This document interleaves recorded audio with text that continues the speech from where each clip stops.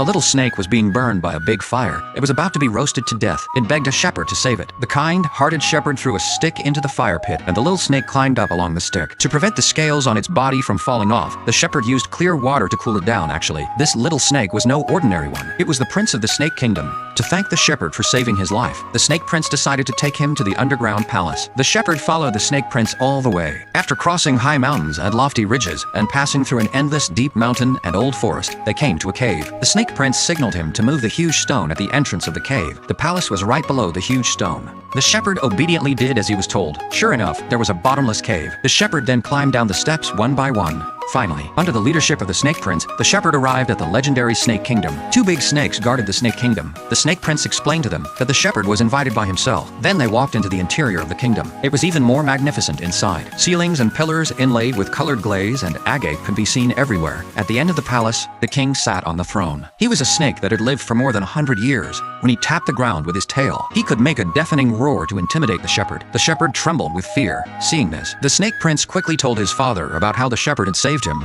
The Snake King said that he could give the shepherd a reward. One was the ability to understand the language of beasts, and the other was a bag of gold. The shepherd needed to make a choice. After careful consideration, the shepherd thought that the ability to understand the language of beasts would be better and resolutely chose this skill. The Snake King gently licked the shepherd with his tongue, and the shepherd then had the superpower to understand the language of beasts. The Snake King told the shepherd not to tell others about this superpower, nor to reveal the location of the Snake Kingdom.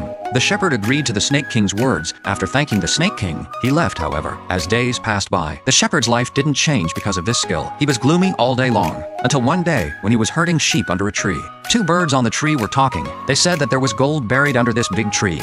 Hearing this with his superpower, the shepherd thought that the time for him to get rich had come. So he quickly gathered the sheep and drove them back to the owner's house as fast as he could. When it was late at night, he brought tools such as an axe to the big tree. He swung the axe several times and cut the tree down.